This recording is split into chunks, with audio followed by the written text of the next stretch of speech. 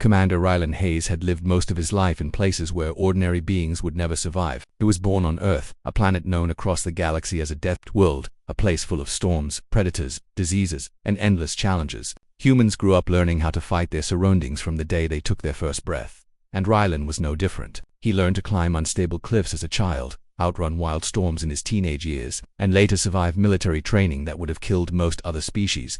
Because of this, humans called Deathworlders by the galaxy had a reputation. They were stubborn, aggressive, shockingly durable, and impossible to intimidate. Many species feared them, some respected them, and a few simply avoided them entirely. Rylan served as a commander in Earth's fleet, a powerful military force known for flying into the most dangerous zones without hesitation. Other civilizations often said humans were too brave, too reckless, or too willing to throw themselves into danger for reasons no sane species understood. But what outsiders never truly realized was that humans acted that way because they had spent their entire evolutionary history fighting to survive. To them, danger was normal, hardship was normal, and helping others, even when the risk was high, was also normal. On the opposite end of the galaxy lived the Elvari, a gentle species with delicate bodies and peaceful hearts. Their home, the floating crystal planet Elvarian, drifted through space like a large shimmering jewel. It was a calm place full of soft colors and quiet music. The planet was famous for its glowing crystal towers, mild temperature, and complete absence of predators. The Elvari were artists, healers, and thinkers. They avoided conflict in every way possible and had never built weapons stronger than small shields used for ceremony. They valued beauty and harmony, believing that no life should be lost to violence. Because of this, they lacked military defenses, and many other species often protected them from the dangers of space. Galactic societies found the contrast between Deathworlders and Elvari almost amusing. One species was naturally aggressive, born from chaos and storms. The other was naturally peaceful, born from comfort and tranquility. One survived by fighting, the other survived by staying far away from anything dangerous. On most days, the two species never interacted. The Elvari kept to their calm regions, and humans were too busy exploring rough, unstable parts of the galaxy. There was never a reason for their paths to cross. But fate had a strange way of connecting worlds that had nothing in common. For the Elv, life changed the moment a strange energy wave brushed against their atmosphere, a type of disturbance that had no clear explanation. Their scientists detected it first, noticing how the crystals in their towers flickered strangely, something that had never happened before. At first, the Elvari considered it a rare natural event. They studied it gently, trying not to disturb the natural balance of their environment. But the wave grew stronger, and soon the floating cities above the Silver Lakes began to shake ever so slightly, a movement so unusual that even the calmest of Elvari grew nervous. The Council of Elders, who governed with wisdom rather than power, debated for weeks about what to do. They were slow to act, careful not to cause fear among their people. But the energy wave kept returning, each time stronger than before. The towers vibrated with unusual patterns. The sky changed color for brief moments, and animals, small glowing creatures that lived in harmony with the Elvari, began hiding in shelters and refusing to return. These signs troubled the council deeply. They could feel the quiet rhythm of their world becoming disturbed. Finally, when a cluster of crystal structures cracked unexpectedly at dawn, the Elvari realized that they were facing something far outside their knowledge. Their scientists compared all records from their long history, but no similar event had ever been documented. The council could no longer remain calm and silent. They had to ask for help, but asking for help also meant admitting to the galaxy that they were vulnerable, more vulnerable than anyone had expected. So, they made a decision they had not made in centuries. They activated the emergency beacon of Elvarian. This beacon, known as the Crystal Signal, was only used when the entire planet was at risk. It sent out a soft but far-reaching message across space. The signal was peaceful, gentle, and full of polite clear message the Elvari were comfortable sending. It asked for assistance from those who valued peace and harmony. The Elvari assumed that their allies, the kind and diplomatic Voss or the technologically brilliant Lumeri, would be the first to answer. They prepared a welcome platform filled with flowers and crystal ornaments, thinking a calm delegation would arrive to discuss the situation with grace. But the galaxy does not always follow expectations. Meanwhile, far away in a very different region of space, Commander Hayes and the Deathworlder fleet were conducting strategic patrol maneuvers. They were watching for pirate activity, unstable wormholes, and any kind of cosmic threat that might put human colonies at risk. Rylan was reviewing tactical data when the SOS signal flashed on his console. The message was unfamiliar, but its tone was clear. Someone out there needed help urgently. Deathworlders had a strange habit. They responded to distress signals without hesitation. It didn't matter if the signal came from a friend, an enemy, or a species they had never met. To humans, danger was something to face, not something to ignore. And helping those in trouble, even strangers, had been a deep part of their culture for ages. The Earth Command quickly analyzed the SOS. The coordinates showed it came from a peaceful region near The scientists on Earth suggested that the strange energy wave mentioned in the message could eventually expand. If left unchecked, it might reach other systems, maybe even human trade routes. That was enough reason for Earth Command to act.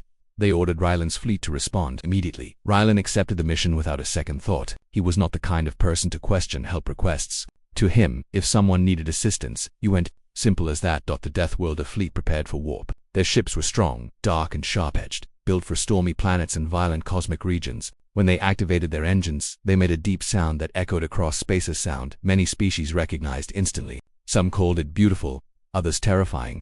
The moment the fleet jumped into hyperspace, the Elvari were decorating their landing platforms with bright crystals and soft petals. They had prepared relaxing music to greet their guests. Their diplomats practiced calm speeches. They believed a friendly ambassadorship would come, something elegant and peaceful like the vessels used by the Lumeri. They never imagined that the answer to their soft, gentle SOS would be humanity's most feared military fleet. As the Deathworlder ships erupted from hyperspace above Elvari, the sky filled with dark, sharp silhouettes. Their engines growled like thunder. Their steel armor glinted with the reflections of the crystal planet. Civilians on the surface looked up at the sky and froze in fear.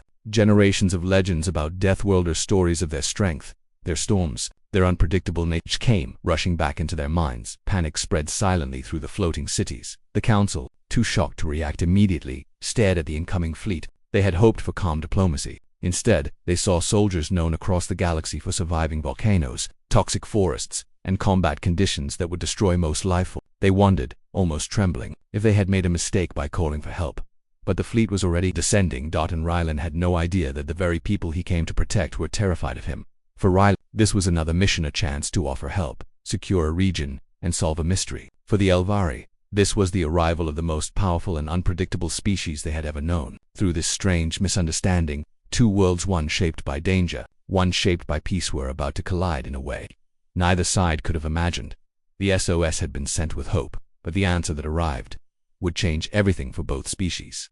Asterisk. The moment the Deathworlder fleet appeared above Elvari, everything changed for the Elvari. The early situation that followed was full of confusion, fear, and misunderstandings, things that none of them expected. When they sent their peaceful SOS, the sky over their floating world normally shined in soft colors, shimmering pinks and blues reflected by the crystal towers. But the arrival of the human fleet darkened the sky in a way the Elvari had never seen. Their ships were large, metal, sharp, and powerful, looking nothing like the gentle transports the Elvari were used to. The shadows of the ships fell across the silver lakes and glowing bridges, making the whole city feel swallowed by something unfamiliar. Inside the central city, the Council of Elders struggled to stay calm. They had expected a friendly diplomatic team to arrive, not a heavily armed military force from the most dangerous species in the galaxy. The council members were thin, tall, and almost translucent, their skin glowing softly from the crystals in their bodies. Their natural instinct in dangerous situations was to avoid conflict, but avoidance was not possible now. The ships were already hovering above them, preparing to land. Asterisk. The civilians reacted in their own quiet way. The Elvari did not scream or run wildly. Instead, they froze, their faces pale, their bodies trembling just enough to show fear. Parents gently guided their children indoors, whispering words of comfort even though they themselves were terrified. Some Elvari gathered at the edges of the floating platforms, staring upward with wide, uncertain eyes. Stories passed from one generation to the next told of Deathworlders, creatures tough enough to survive exploding mountains, storms heavy enough to rip buildings apart, and monsters on their homeworld that no other species would dare face. To see them arriving in ships that looked like giant armored blades rushing through the sky made the Elvari's hearts race. The council tried to behave diplomatically. They walked onto the open platform designed for arrivals, though their steps were unsteady. Crystal lanterns shone softly around them, lighting their pale faces. They had prepared welcoming gifts, bowls of glowing fruit, crystal flowers, and gentle music, but now these gifts seemed completely out of place. How could soft flowers ever match the arrival of a species known for strength and survival at any cost? As the main human ship descended, the air vibrated. The engines made a deep sound that echoed through the city, causing the crystal towers to hum in response. The Elvari had never heard such a powerful noise. Even the ground beneath their feet shook lightly, as if warning them that something enormous and unstoppable had arrived. When the ramp opened, Commander Ryland Hayes stepped out first. He wore black armor that hugged his strong form, built to protect him from hazards most species never faced. The armor shone with sharp edges and thick metal plates. His expression was calm and focused, not realizing that his normal, disciplined behavior looked intense and intimidating to the Elv. Behind him came a squad of human soldiers, also armored, holding scanning devices and protective shields. To the humans, this was standard procedure when entering an unknown situation. To the Elvari it looked like an invasion. The very first seconds of their arrival created confusion. The Elvari bowed politely, as was their custom, lowering their heads and placing their hands on their chests. The humans interpreted this as fear or distress, and one soldier rushed forward to check if someone was injured. The sudden movement startled the Elvari even more. They stepped back quickly, thinking the humans were making a threatening approach. A few council members nearly fainted from the shock. Rylan noticed the fear instantly, but he misunderstood the reason. He assumed they were scared of the unknown threat, the energy wave that had caused so much trouble, not of the humans themselves. He spoke gently, trying to reassure them, but his voice carried the deep tone common to Deathworlders to Elvari ears. It sounded like a warning rather than comfort. Meanwhile, the early signs of the true danger continued to appear across the planet. In the far-off mountain city of Liveres, another crystal structure flickered and vibrated unexpectedly. Small glowing birds that lived near the lakes avoided flying too close to the water. Sensing the strange energy flowing beneath the surface, the tides in the floating lakes shifted slightly, something that had never happened before. The Elvari people whispered nervously among themselves, wondering if the arrival of the humans was connected to these disturbances, even though the truth was much darker and still hidden deep under the planet's crust. Back at the landing platform, Rylan attempted to initiate a proper greeting. He removed his helmet so they could see his face, hoping it would make him appear less threatening. His eyes were sharp but warm, and his expression sincere.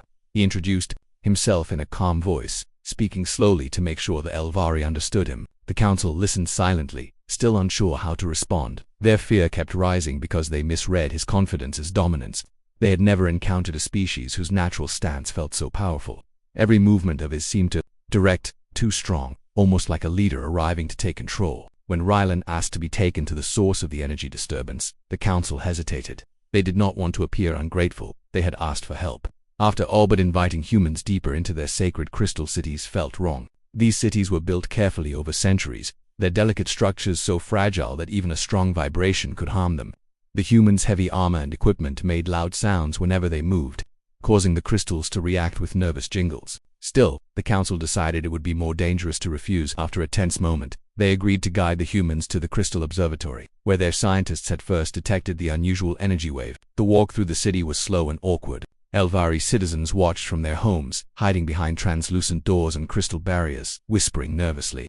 Children peeked from safe corners while adults gently pulled them back toward the humans. The city looked beautiful: towers, floating pathways, glowing gardens, but the silence felt unnatural. They sensed the fear around them. Rylan tried to reassure them by asking polite questions about their culture, but the Elvari guides answered only with short phrases. They were too nervous to speak openly, worried they might offend the humans with the wrong words. When they reached the Crystal Observatory, the entrance glowed softly, reacting to the presence of living beings. Inside, the Elvari scientists stood waiting, their faces tense. Their rooms were filled with floating crystals that displayed energy patterns and readings. Soft blue lights moved around the air, showing the pulse of the strange wave that had disrupted their world. Rylan stepped closer to study the readings, impressed by the technology. Though delicate, it was incredibly advanced. But as he leaned in, one of the floating crystals cracked slightly under the vibration of his armor. The Elvari scientists gasped in fear.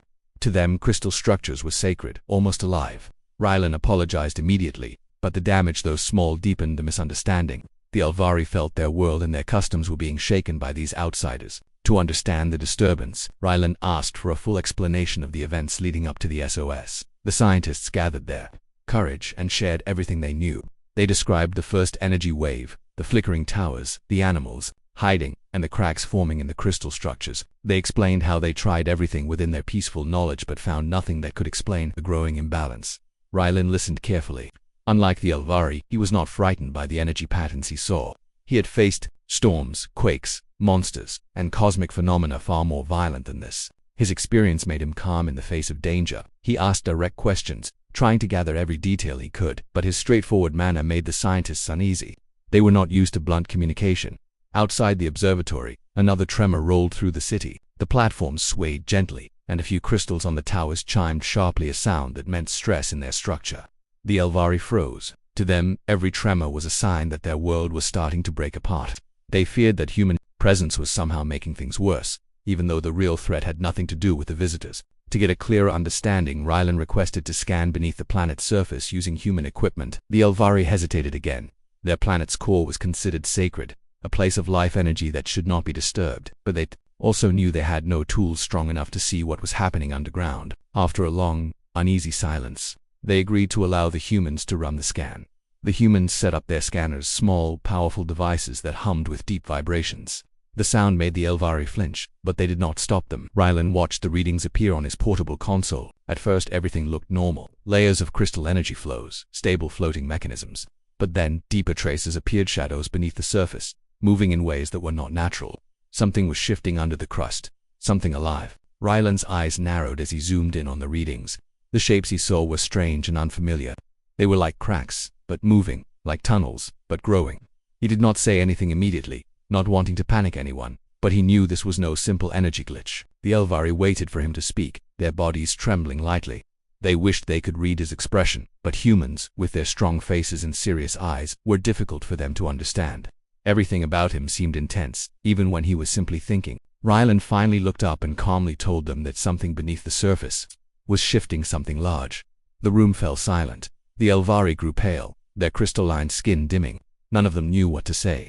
They had asked for help, and it had arrived, but the help was more terrifying than the threat. And now both were standing in their world at the same time. The early situation had begun with fear and misunderstanding, and now it was slowly unfolding into something much bigger and far more dangerous than they had ever expected. The rising conflict on Elvarian began quietly at first, like a gentle vibration under the feet, a sound too soft to hear and too light to feel. But slowly, it grew into something that changed the calm, peaceful nature of the planet. After Rylan revealed that something large was shifting beneath the planet's crust, a strange tension filled the air, one that the Elvari had never experienced before. Their world had always been predictable, safe, and gentle. Now, for the first time in their long history, they were standing on ground that felt uncertain, almost alive in a dangerous way. Rylan and his team continued to study the scanner data, replaying the strange, shadowy movements deep underground. The forms were unusual. They did not look like cracks or normal geological disturbances. They looked like patterns, like something that moved with intention. Rylan's experience with dangerous environments made him uneasy. He knew the difference between natural tremors and something alive. This was not just a vibration or a shifting of crystals. Something was stirring, but the Elvari still struggled to understand the seriousness of the situation. Their knowledge of danger was limited, shaped by a peaceful world where nothing harmful ever existed. They had no predators, no storms, no natural disasters. Their minds had never learned to think in terms of threat. As a result, even though they felt fear, they could not interpret it correctly. Their fear mixed with confusion, especially towards the humans. The more the humans explored, the more the Elvari grew tense. Their culture valued silence and careful movement, but humans moved with purpose, their boots heavy, their equipment humming with strong energy. Even when the humans tried to be gentle, their natural presence was too powerful for the fragile Elvari environment. Every step of a human felt like a disturbance to something sacred. In the observatory, the scientists tried to understand the new readings. They watched the human equipment with wide, uncertain eyes. To them, the machines looked like dangerous metal beasts, growling softly as they worked. They worried that the scanners might anger the planet's crystal heart. Some scientists even whispered that the humans themselves might be causing the disturbance, even though they had no proof. Fear made their thoughts unclear. Rylan noticed the tension in the room, but he was too focused on the data to address it. His instinct told him that something dangerous was moving underground, something that might be preparing to break through to the surface. And if that happened on a delicate planet like Elvarian, the destruction would be severe. Floating cities could collapse, crystal foundations could shatter, and the gentle people of this world would not survive the shock.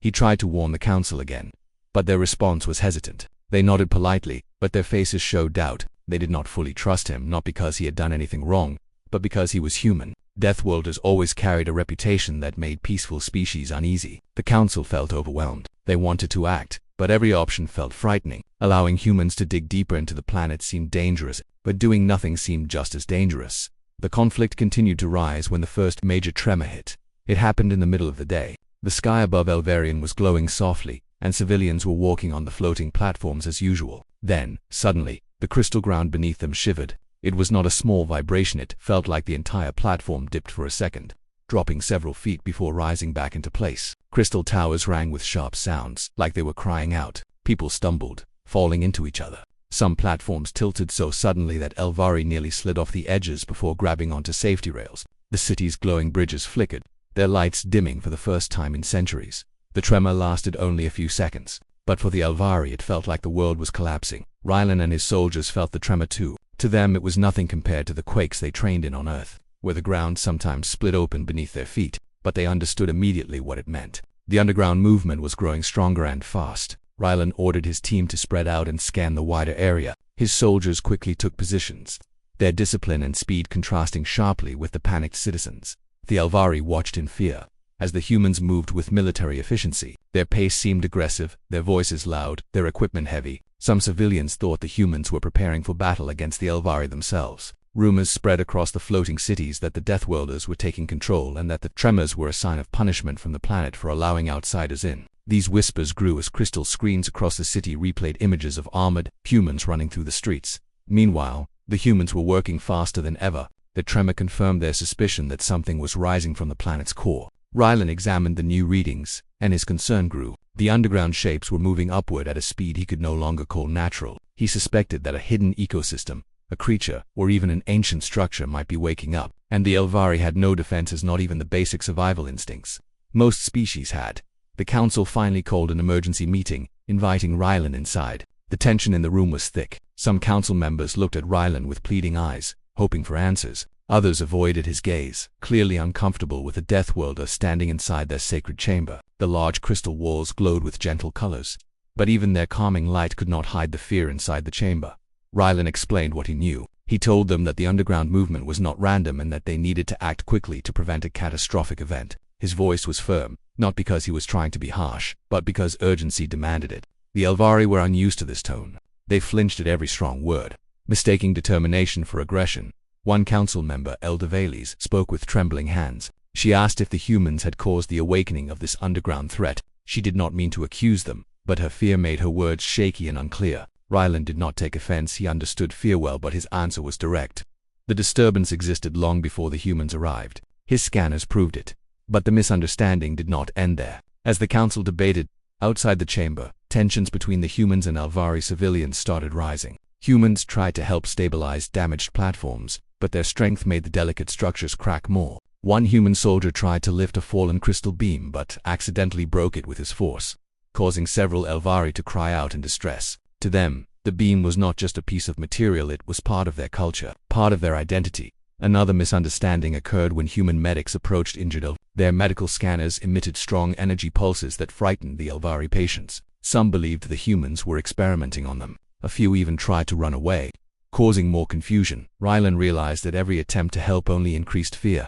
Inside the council chamber, the debate reached a peak. Some elders wanted the humans to leave the planet immediately, fearing that their presence was dangerous. Others argued that they had no choice but to accept help, as they had no defense against what was growing beneath their world. Voices rose, emotions spilled, and even though the Elvari never shouted, their soft, trembling voices showed clear distress.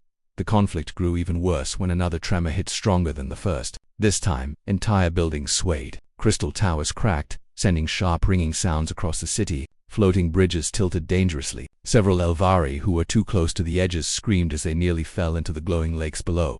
This time, even Rylan's soldiers were alerted. The tremor was powerful, the type that warned of something about to break through the surface. They gathered around Rylan, showing him the updated data. The underground shapes were rising fast. He had no doubt now whatever was beneath them was coming up. It could be minutes or hours, but it would happen soon. Rylan turned to the council and told them they needed to evacuate the central city. His request shocked them. Evacuation was unheard of in Elvari culture. Their cities had never faced danger. They had no emergency procedures, no evacuation drills, no shelters. To them, leaving their homes felt like abandoning the heart of their world. But Rylan insisted. His voice was steady but urgent.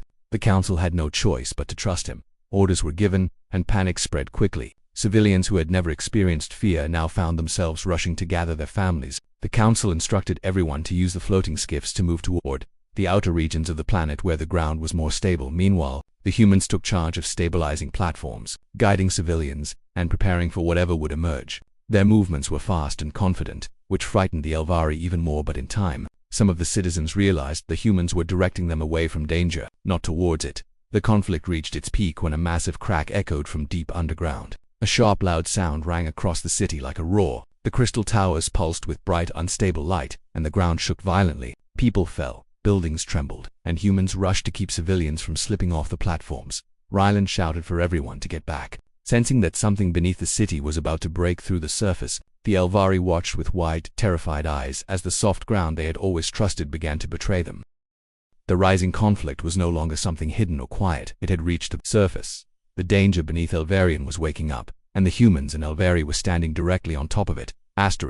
The moment the Deathworlder fleet crossed into the Valorian system, the air inside the alien command chamber grew tight with fear. The planet's sky, once peaceful and blue, began to darken as massive human warships slipped out of hyperspace like shadows appearing from another world. To the Valorians, the ships looked more like floating mountains than machines, each one covered in strange metal armor and glowing unfamiliar lights. Their engines hummed with a deep power that shook the atmosphere and rattled the windows of the cities. Below, across the planet, citizens stopped whatever they were doing and stared up at the sky. Even from the ground, the ships were clearly visible dark shapes cutting through the clouds, moving with slow confidence, like predators who had no reason to fear anything in the universe. Inside the Valorian High Council Hall, Commander Ryland stood frozen as sensor alarms echoed through the room. He had never seen such readings in his life. The power signatures from the Deathworlder fleet were beyond anything the Valorians had imagined possible. Their energy cores were stronger, their engines faster, and their weapon systems displayed terrifying potential. Ryland felt his stomach twist.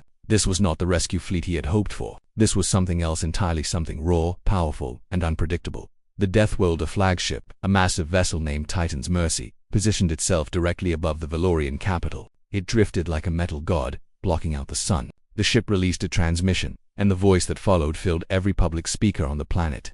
"This is Admiral Kara Holt of the Terran Defense Union. Valorian distress signal received. We are assessing the situation." Her tone was firm, controlled, but there was a hardness under the surface, something that made every Valorian feel a cold shiver race down their spine. Deathworlders were known in galactic rumors to be fearless, intense, and sometimes even reckless. Most species avoided them, and now they were here. Ryland's assistant, a younger analyst named Sarai, whispered, "Commander, do you think they will help us?" Ryland swallowed. "We can only hope they understand we meant no harm." But deep inside, he wasn't sure. Valorians had sent the SOS in desperation, but they had not expected Deathworlders to be the ones who answered. They had planned for diplomatic aid, temporary shields, or perhaps evacuation support, not an entire human battle fleet renowned for their brutal efficiency and overwhelming force on the surface of the planet. Meanwhile, the civilian population reacted in different ways. Some hid inside their homes, trembling in fear. Some ran through the streets, searching for information. Others stood silently, staring upward in awe at the enormous human ships. One little Valorian child pulled on his mother's hand and asked, "Are they here to save us, or destroy us?" The mother could not answer. She simply held him close. Back in orbit, the Deathworlder fleet began scanning the planet. Human engineers, soldiers, and analysts moved like a perfectly synchronized machine inside their ships. They were trained, disciplined, and frighteningly efficient. On Titan's Mercy, Admiral Holt stood on the command deck, observing the readings. Her sharp eyes narrowed. "The pirate signatures that attacked this planet are still nearby," she announced. "We tracked them to the outer ring of asteroids. Prepare intercept units." Her crew responded instantly. Valorian sensors picked up the movement. Ryland's heart raced. "They're not even asking us. They're taking action on their own." Sarai stared at the display. "Isn't that what we wanted? Help?" "It is," Ryland said. "But Deathworlders don't help gently." As the Deathworlder warships broke formation and activated their engines, the entire asteroid belt lit up. The humans moved toward the pirate hideouts with terrifying speed. In the council chamber, Ryland and his team watched the battle unfold through their screens. It was over in minutes, not hours, not days. Minutes. Deathworlder ships cut through the asteroids like they were soft clay. Their weaponry was precise but devastating. Pirates who had terrorized half the surrounding galaxies had no chance against the humans. Explosions illuminated space in bright flashes. Pirate transmissions were filled with panic and disbelief before they were silenced forever. When the battle ended, Admiral Holt spoke again, her voice calm as if the destruction she had ordered was nothing unusual. "Valorian system secure. Threat eliminated." But this was only the beginning of the breaking point. Down on the planet, Valorians began panicking as the Deathworlders remained hovering above them. Instead of leaving, the humans began scanning the cities, mapping infrastructure, and identifying weak points. Ryland felt sweat forming on his forehead. "Why are they still here?" "The pirates are gone." Sarai hesitated. "Commander, I think they are evaluating our defenses." Ryland understood instantly. "They believe we're still in danger." "No," Sarai said quietly. "I think they believe we are incapable of defending ourselves." And that was the real problem. Deathworlders were known throughout the galaxy for taking extreme measures. If they believed a species was weak or vulnerable, they often acted first and asked questions later. They had a reputation for stepping into conflicts with overwhelming force, then offering protection even when no one asked for it. This was the breaking point because the Valorians realized something terrifying. The humans were not simply rescuing them, they were assessing them. On Titan's Mercy, Admiral Holt reviewed the planet's technological data. "Their shields are outdated. Their weapons are weak. Their orbital defenses are non-existent," she said. "This planet is a target for any hostile force in this quadrant." Her second-in-command replied, "Should we reinforce them?" That is the question, Holt murmured. If we don't, they may fall again. If we do, we may unintentionally take control. The decision weighed heavily on her. Humans were powerful, but they did not want to be seen as conquerors. Still, their instincts pushed them to protect, sometimes too aggressively. On the planet below, Valorians began protesting. Crowds gathered in the capital streets, demanding that their leaders tell the Deathworlders to leave. Some citizens held signs pleading for peace, while others shouted in fear that humans would take over their world. Rylan felt trapped between two forces, his frightened people and the unstoppable fleet above them. He contacted the Deathworlders. The communication appeared on the main view screen. Admiral Holt's face displayed calm authority. Rylan bowed politely, trying to hide his fear. Admiral Holt, he said, thank you for responding to our distress signal. We are grateful, but your presence is creating panic. Our people fear you may intend to occupy our planet. Holt studied him carefully. Commander Rylan, we have no intention to conquer your world, but we are not leaving while you remain vulnerable. The pirates you faced were only one threat. Many others exist. We will rebuild, Rylan insisted. Holt crossed her arms. You cannot rebuild fast enough. Your defense technology is centuries behind modern standards. Until you upgrade, anyone can attack you at any moment. Her honesty, though well-intended, felt like a blade cutting deep. Rylan's voice trembled. We did not ask for protection, only rescue. And you received it, Holt replied, her tone firm but not unkind. But rescue without prevention is meaningless. If we leave now, we may be returning again in weeks when another enemy arrives. Her logic was flawless. It was also terrifying. Meanwhile, ordinary Valorians did not understand the conversation. They only saw human ships hovering above them, and fear spread across the planet like wildfire. Rumors grew. Death will take control of our government. They will demand our resources. They will force us to join their military. None of it was true, but fear rarely cares about truth. The protests grew louder. In one district, a peaceful march turned chaotic when a loud sonic boom echoed across the sky. A human fighter jet, patrolling the area, had broken through the sound barrier. Valorians screamed and scattered, believing they were under attack. Rylan watched the recordings with dread. Admiral Holt, he said, your presence is causing instability. My people cannot handle this. They are terrified. Holt frowned. They are afraid of us because they do not understand us. Exactly, Rylan said, and fear can lead to disaster. Holt remained silent for a long moment. Then she sighed. Commander, we did not come here to make your situation worse. Rylan nodded slowly. Perhaps intentions do not matter as much as consequences. This sentence struck Holt deeply because she knew it was true. Humans had a long history of helping so forcefully that others saw it as interference. She turned to her officers. Begin lowering our fleet's alert posture. Pull back the ships from low orbit. Remove fighter patrols. Show them we are not preparing for conflict. The humans followed the order immediately. The massive battleships rose higher into the sky, giving the Valorians more breathing room. Patrol jets returned to hangars. The tension on the ground eased slightly, but the breaking point had already been reached. Rylan and Holt had both realized something important. The Valorians were caught between fear of the pirates and fear of the humans, and the Deathworlders were struggling with their own instinct to protect so fiercely that it felt overwhelming to others. Neither side intended harm, but fear, misunderstanding, and cultural differences had pushed them to the edge. This moment, the quiet after the storm, the uncertainty between two species would define what happened next. And deep in the darkness of space, something else moved quietly. A new threat, larger than the pirates, had noticed the Deathworlder fleet's arrival. It had been watching, studying, calculating. The Valorians thought their breaking point was the humans' arrival. They did not yet know the true breaking point was still coming. And when it arrived, Deathworlders and Valorians would either stand together or fall together. When the Deathworlder fleet finally stepped back from low orbit and lowered their weapons, a strange silence filled the Valorian sky. The shadows of the massive ships no longer covered the cities, and the people of the planet could see the sunlight clearly again. But even in the warmth of the sun, fear remained. The Valorians did not understand what the humans wanted, and the humans did not understand why their attempts to help were causing more panic than comfort. Commander Rylan stood by the wide glass window of the council chamber, staring up at the sky where the human ships floated like distant giants. He felt exhausted. The last few days had been filled with stress, misunderstandings, and difficult conversations. What he wanted most was peace. Peace for his people, peace for himself, and peace with the humans who had saved them but frightened them in the same breath.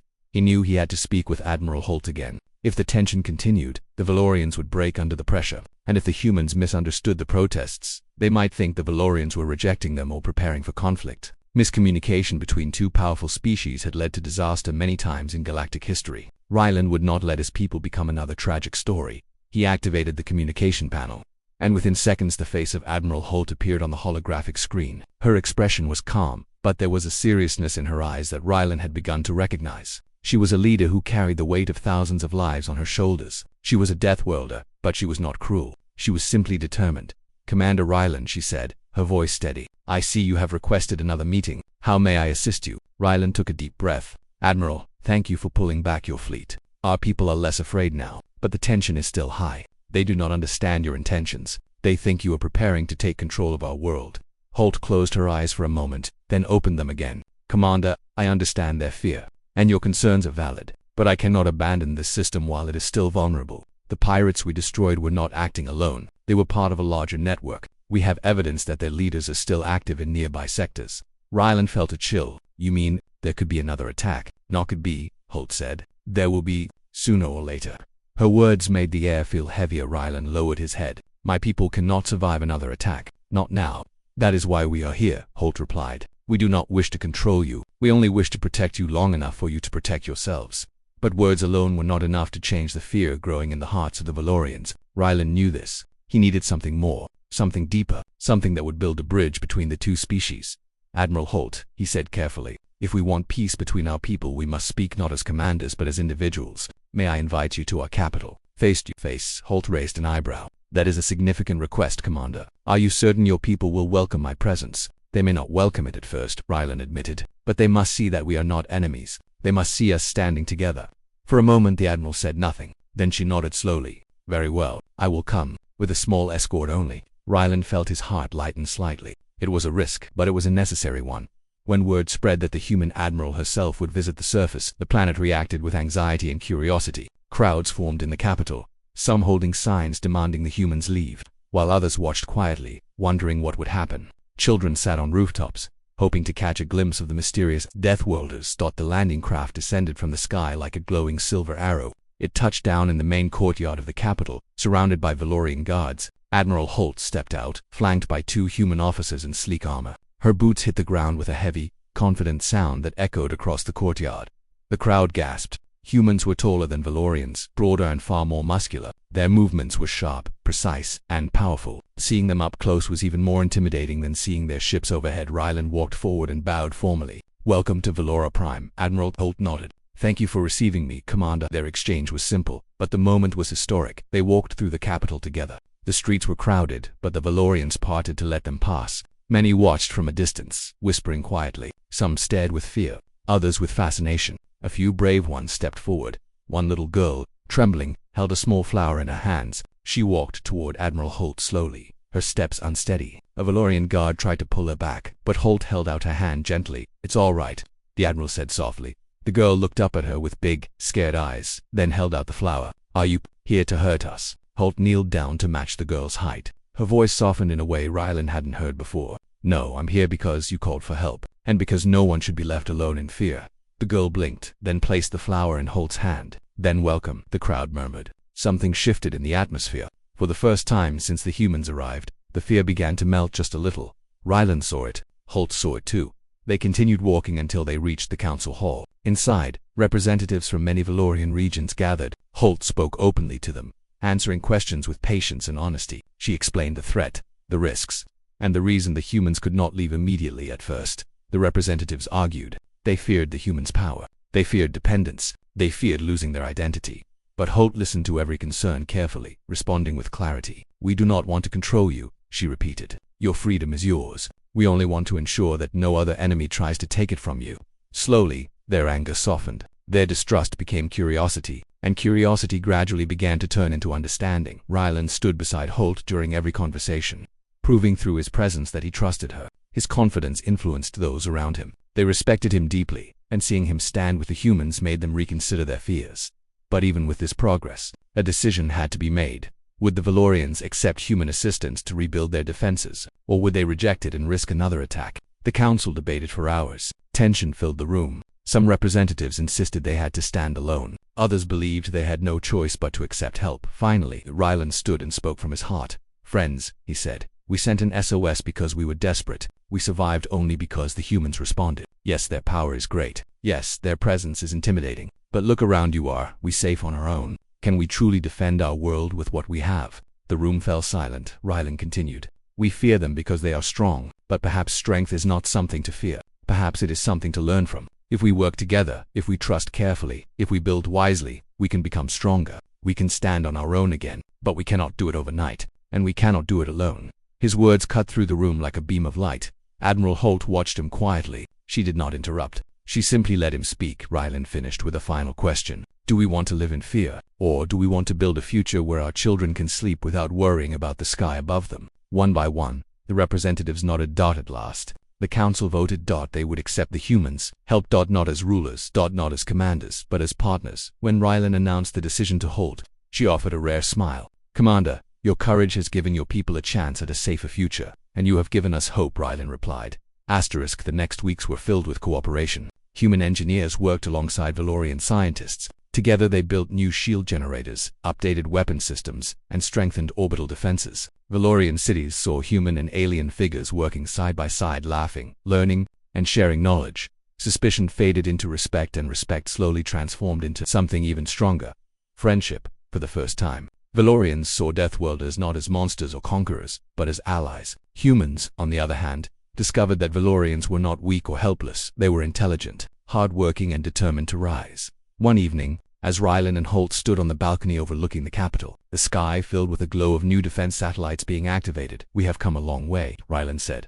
Holt nodded. "And there is still much to do, but at least we are doing it together," he said. A soft breeze passed between them, carrying with it the sounds of a planet rebuilding, not in fear, but in unity.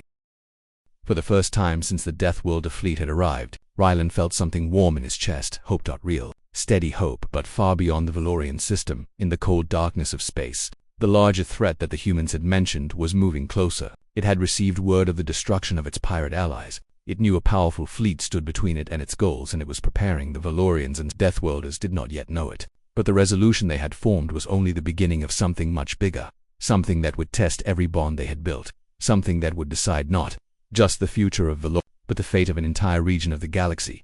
But for now, in this moment, two species who once feared each other stood side by side under a peaceful sky. And that peace, fragile but real, was their greatest victory. In the months that followed the alliance between the Valorians and the Deathworlders, the galaxy slowly adjusted to a new and unusual kind of partnership. Many species watched from afar with disbelief, wondering how such opposites had managed to work together without destroying each other. Some believed the humans had taken control of Valor. Others believed Valora had somehow softened the humans. Those who were close enough to see the truth understood that something rare was happening, something neither side had ever expected. Commander Rylan saw this change every day as he walked through the capital. Where once Valorians had avoided the humans, now they greeted them with cautious smiles. Shops that had closed their doors when the Deathworlder fleet first arrived were now open again, welcoming both species. Children no longer ran away at the sight of the tall human soldiers. Instead, they whispered excitedly, pointing at their strange armor and asking innocent questions. Some even followed the humans around out of pure curiosity. Admiral Holt noticed the change as well. She often stood on the observation deck of her flagship at night, watching the glowing Valorian cities beneath her. When she first arrived, she had been greeted with fear and tension. Now, the messages she received from the planet were filled with gratitude, reports of progress, and requests for more cooperation. She had led many missions in her life, but this one felt different. It felt important. It felt like the kind of mission that could change the way humans interacted with other species forever. Yet even with all the progress, neither the humans nor the Valorians had forgotten the threat that once attacked Valor. The pirates' leader, known only as Kargan the Shrouded, had vanished into deep space. His organization was weakened but not destroyed. The humans continued to monitor distant regions for signs of his activity. The Valorians improved their defenses, ensuring they would never again be caught unprepared. But despite these concerns, peace had returned to Valor, a true, gentle peace that the Valorians cherished deeply. Commander Rylan often visited the new defense installations to observe the training sessions. Valorian recruits worked alongside human soldiers, learning strategies and techniques that were once unimaginable for their peaceful world. They trained in simulators, studied starship operations, and practiced using lightweight defensive weapons designed specifically for Valorian hands. The humans did not turn them into warriors, they turned them into protectors. One Valorian recruit, a young boy named Saren, approached Rylan during a break. "Commander," he said shyly, "are humans really as dangerous as people say?" Rylan smiled softly. "They are dangerous when danger comes to them," he replied, "but they are kind when kindness is needed." Saren looked at the human soldier instructing the training group. The soldier was laughing with the recruits, demonstrating how to strengthen their stances. "I think they are not scary at all," Saren whispered. Rylan placed a hand on his shoulder. "Many things seem frightening until you understand them." As the days turned into weeks and the weeks into months, the alliance grew stronger. Valorian scientists worked with human engineers to develop a hybrid energy shield that was both efficient and gentle on Valora's delicate crystal structures. Together, they created new starships designed not for war, but for exploration and rescue missions. These ships were elegant, fast, and equipped with human durability and Valorian grace. One of the most important results of their cooperation was the Interstellar Peace Initiative, a joint project proposed by Rylan and Holt. The goal was simple: protect vulnerable worlds across the galaxy from threats like Kargan. Instead of waiting for another SOS, they would act early, preventing conflict before it could begin. Other species soon joined the initiative, impressed by the unity between the Valorians and the Deathworlders. Diplomats from distant planets traveled to Valora to observe the partnership firsthand, hoping to learn how to build similar alliances. But for all the political and technological achievements, the greatest change happened quietly. In the hearts of the people, Rylan often reflected on how close they had come to disaster. He remembered the first days when humans were seen as invaders. He remembered the protests, the fear, the tension. And he remembered how everything changed one moment at a time, one conversation at a time, one act of kindness at a time. He thought of the flower that the little girl had given Admiral Holt, a fragile blossom, offered with trembling hands. That small gift had softened the hearts of many who watched it happen. It became a symbol of trust, displayed in paintings and crystal sculptures throughout the city. Artists recreated the moment in murals, carvings, and even floating holograms that illuminated the night sky. The Valorians had always found beauty in meaningful gestures, and this one had changed the course of their history. Admiral Holt also spent time thinking about how everything had unfolded. She had expected resistance. She had expected to be misunderstood, but she never expected to feel such a deep connection to a world so different from her own. She felt proud of her soldiers who had shown patience and empathy in a situation that required restraint instead of strength. She felt grateful for Rylan, whose courage and honesty had made cooperation possible, and she felt a new sense of hope that humans could build bridges where others saw walls. One evening, Holt and Rylan met again on the balcony overlooking the capital. It had become their unofficial meeting place, a quiet space where they could speak freely without the weight of titles or responsibilities. The sun was setting, casting a soft golden glow across the crystal towers. Valorian music drifted through the air like a gentle breeze. Below them, humans and Valorians walked side by side, talking, laughing, living. "It's peaceful," Holt said, leaning on the railing with a relaxed sigh. "Yes," Rylan replied, "but it wasn't easy to reach this peace." "Nothing worth having ever is," Holt said. Rylan glanced at her. "Do you think your people have changed?" Holt nodded. "I think we all have. Humans learned that strength can be used gently. Valorians learned that fear can be faced with courage. And I learned that two worlds can meet in the middle, even if they come from opposite ends of the universe." They stood in silence for a while, watching the lights of the capital twinkle like stars on the ground. After some time, Rylan spoke again. "Admiral, I want to thank you, not just for saving us, but for staying, for listening, for understanding." Holt looked at him with a thoughtful expression. "You gave us a reason to stay, and you showed us how to understand." They shared a quiet smile. But even as they enjoyed the peace, they knew the galaxy was unpredictable. Kargan was still out there, somewhere in the darkness. Sooner or later, he might return. And when he did, the Valorians and the humans would face him together, not as strangers, but as allies. For now, however, Rylan allowed himself to breathe deeply. He felt the calm energy of his homeworld move through him, the soft hum of the crystals, the warm light of the setting sun. He felt gratitude instead of fear, hope instead of uncertainty. Back in the city, the first festival celebrating the alliance of Valora was beginning. Families gathered in the streets, holding lanterns. Human musicians played melodies alongside Valorian singers. Delicious scents filled the air. Young children, both human and Valorian, chased each other through the plazas, unaware of how close their world had come to disaster for the first time since the SOS had been sent. The people of Valora celebrated not survival, but unity. The highlight of the festival was a spectacular display of lights. Valorian artists used drones, crystals, and shimmering particles to create a story in the sky. It showed the moment the SOS was sent, the arrival of the Deathworlder fleet, the tension, the conflict, the cooperation, and the bond that had formed. When the image of Admiral Holt kneeling before the little girl appeared in the sky, the crowd erupted into applause. Holt watched from a distance, her eyes soft. She was not used to being celebrated. She was used to being a soldier, a protector, a strategist. But in that moment, she realized she had become something more, something she had never expected, a symbol of unity. Later that night, as the festival continued, Holt sent a message back to Earth Command. She explained everything: the danger, the victory, the alliance, the transformation. She suggested that the humans should build more partnerships like this one, not through force, not through fear, but through understanding. Earth Command replied with a simple message: "Well done, Admiral. Continue your mission." The next morning, Rylan and Holt met once more, this time to discuss the future. They knew their work was far from finished. Challenges would come, threats would rise, Misunderstandings would happen, but they faced a future with confidence, for they had learned the most important lesson of all, that unity between very different species was possible. Rylan looked at Holt with respect. "Do you think our worlds will always stand together?" Holt smiled. "As long as there are people willing to listen, yes." And so, under a rising sun that painted the sky in brilliant shades of gold and blue, the Valorians and Deathworlders began the next chapter of their shared story. A chapter built on trust, courage, and the belief that even the most unlikely alliance could reshape the galaxy. Their journey had begun with fear, it ended with hope.